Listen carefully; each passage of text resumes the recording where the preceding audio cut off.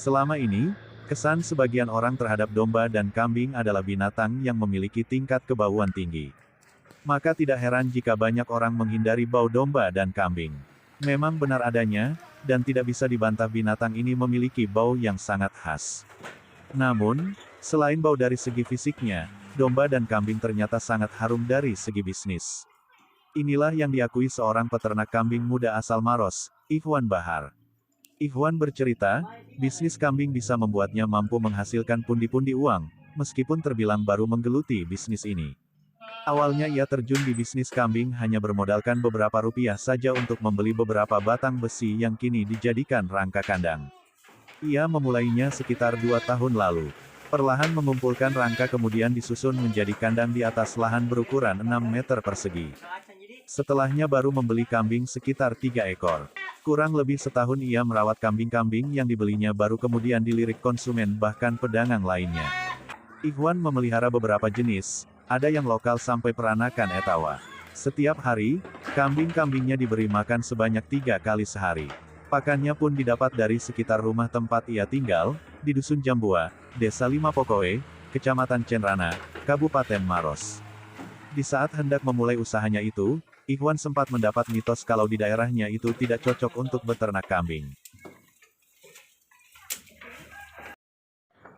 Alhamdulillah untuk pelihara dalam breedingnya itu, beternaknya itu hampir 1,5 tahun. Ya, insya Allah. Kalau itu masalah memelihara kambing sih sebenarnya tergantung cuaca yang ada di wilayah kita sih sebenarnya.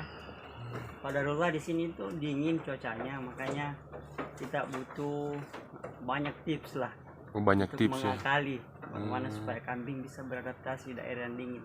Karena kambing-kambing yang kami pelihara ini bukan jenis kambing yang suka pada posisi lingkungan yang dingin, tapi harus selalu hangat begitu.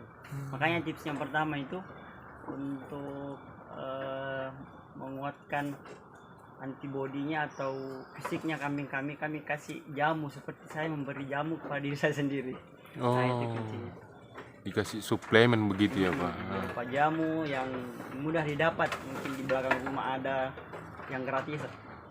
Seperti jamu teh kunyit sama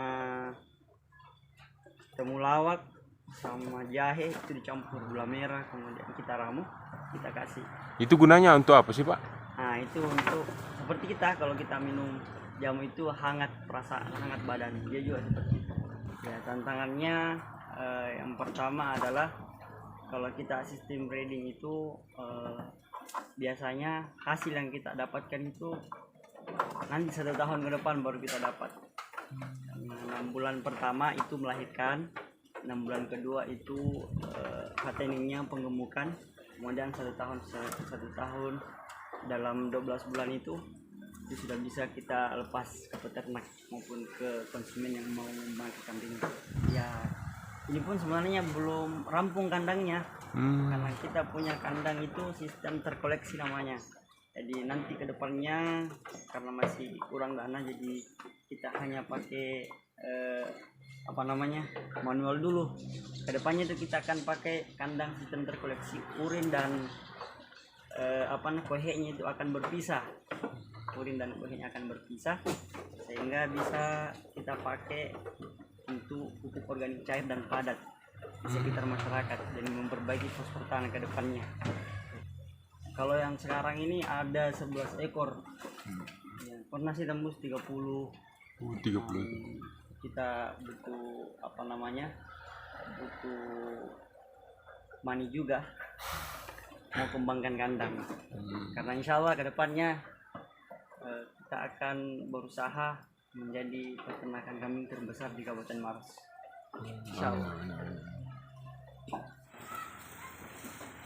Mulai dari faktor cuaca dan sejumlah cerita lainnya. Namun, ia tidak hiraukan. Bukan karena takabur, melainkan ia yakin bisnis ini adalah sunnah yang diajarkan Nabi sejak lampau. Perlahan ia membangun sampai pada saat satu persatu kambingnya laku terjual.